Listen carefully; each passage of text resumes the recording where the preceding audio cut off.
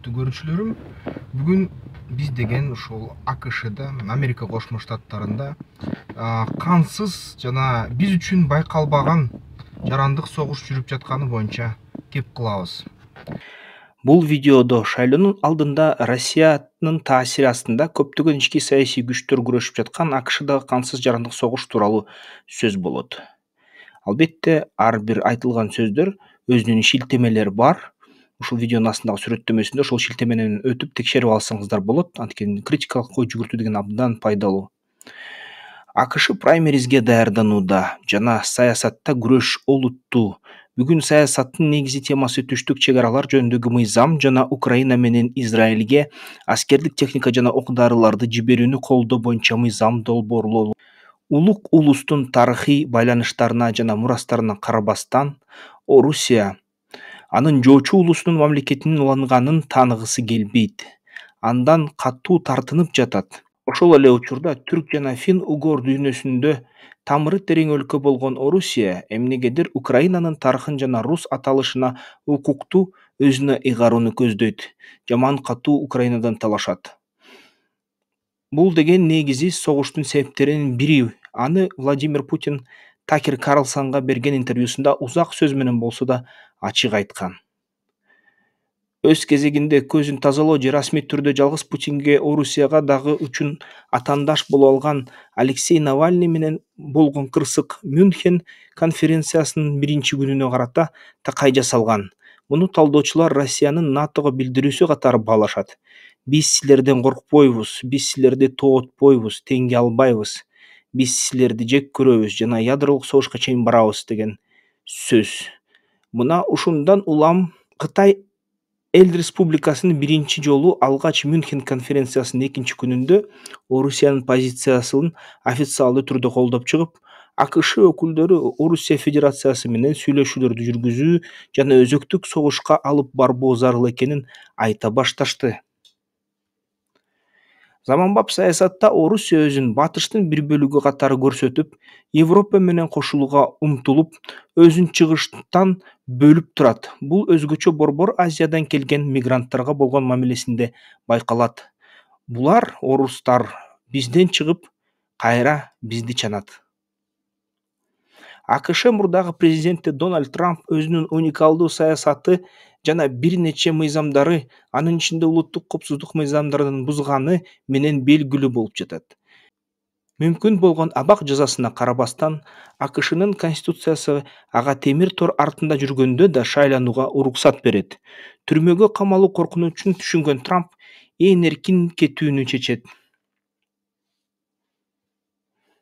Анын жеке мотивациясы Зеленскийдин Джо Байдендин уулу боюнча компромат маалымат берүү өтүнүчү менен байланышкан. Украина менен болгон жаңжалды бекемдейт.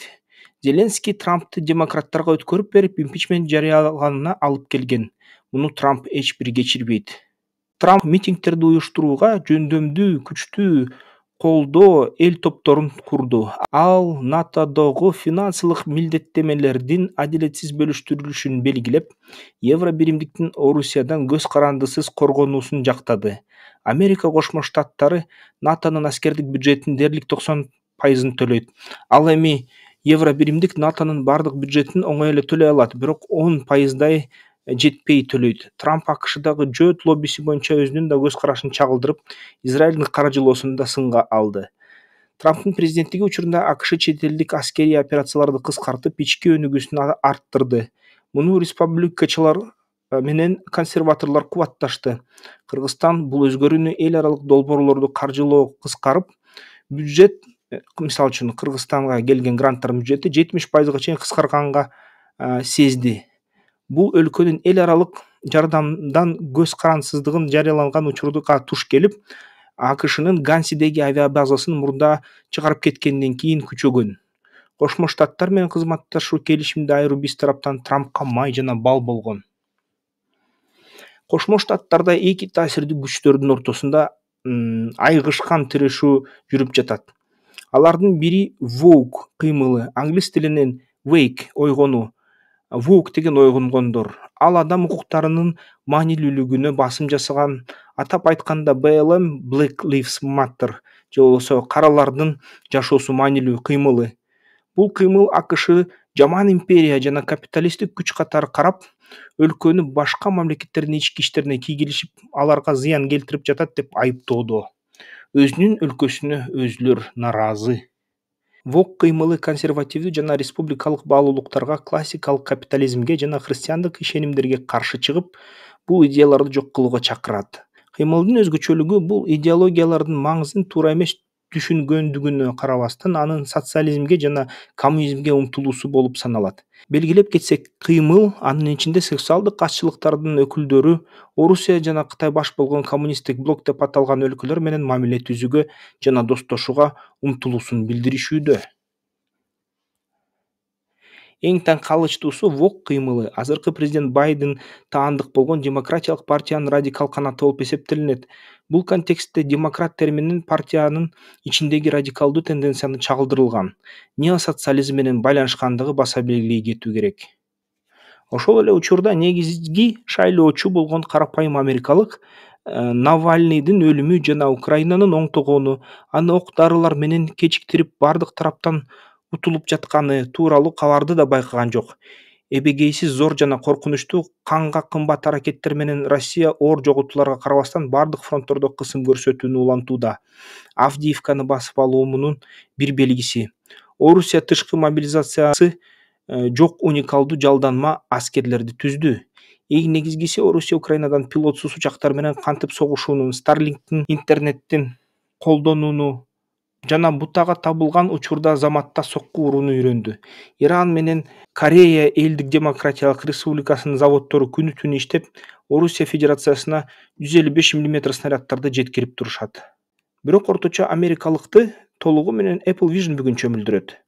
АКШ коому расмий Кытай сыяктуу эле жасалма интеллект феномени менен алаксып, ага сиңип калган жана аны биринчилерден болуп иштеп чыгууга жана аны колдонууга шашууда. Дүйнөлүк лидерлик үчүн күрөштө эбегейсиз зор артыкчылыктарга ээ болууда болобуз дейт жасалма акыл аркасы менен. Аларды дүйнө таптакыр кызыктырбайт. Алар үчүн ал жаңылык бул биз үчүн Зимбабведеги айылдык добулбашчылардын мелдеши боюнча кабар менен бирдей. Бүткүл Батыш бүгүн өзүнүн эрлигин, ачуусун жана катаалдыгын жоготту жана диктатуранын каардуу күчү дүйнөлүк үстөмдүк үчүн күрөшүп жаткан дүйнөдө лидерликтен куру калды. Диктатуралар демократияны жеңет, анткени демократия өзүнүн табияты боюнча ага диктатурага жол берет. Бирок азырынча Евразиядагы бардык согуштар Кытайга экономикалык жоготууларды алып келүүдө. Евро биримдик менен Орусиянын экономикасын өлтүрүп, Америка Кошмо Штаттарынын экономикасына түшүнүксүз таң калыштуу түрдө эбегейсиз өсүш алып келүүдө бул Евразиядагы согуштар. Бул акча жөнүндө сөз кылганыбыз болсо, ушул сүрөттөн көрсөңөр, Америка Кошмо Штаттын экономикасы 26-27 триллион долларга чыкты.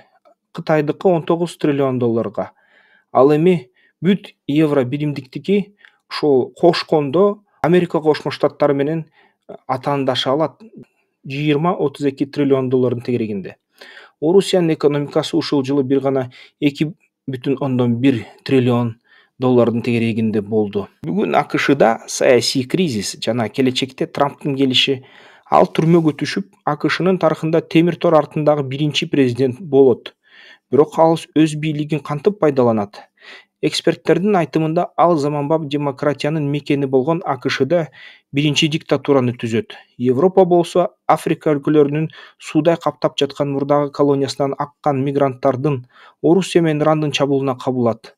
Бүткүл дүйнө лидерлик үчүн согуштардын сазына батып, катаал жана күчтүү өлкө гана жеңет. Бирок өзүнүн колу менен эмес. Башкаларды бири-бири менен кагаштырып согуштуруп, өзү согушта жоготууга учурабаган учурда ошол өлкө жемишин жейт. Кытай бул ролго ат салышууда. Орусия Батышты кыйратат, анын жемишин Кытай жана согуштан качкан коргонууга жөндөмдүү өлкөлөр алат. Кыргыз Республикасы биз ушундай мамлекеттердин катарында болушубуз керек. Канал эгерде мындан ары өнүксүн десеңиздер, колдоп койсоңуздар болот. Алдын ала мен бул маалыматты бекер таратам. Өздөрү үчүн рахмат. Каналыма жазылгыла, кошумча суроолоруңарды комментарийиңерде жазгыла эмне деп ойлоп атасыңар, кандай болот акырган, аягы кандай чыгат, ким акырында ушул дүйнөлүк лидер болот жакынкы арада. Ошол боюнча оюңарды, пикириңерди бөлүшкүлө. Биздин өлкөбүздү болсо бекемдетиш керек, анткени ушундай эл аралык абалда албетте Кыргызстандын келечеги жана коопсуздугу бул деген биринчи орунда болуш керек. Бул деген оңой эмес иш болот да. Ошон үчүн ушунун баарын эске алып өлкөбүздү бекемдешибиз керек. Эмки видеолордон көрүшкөнгө чейин.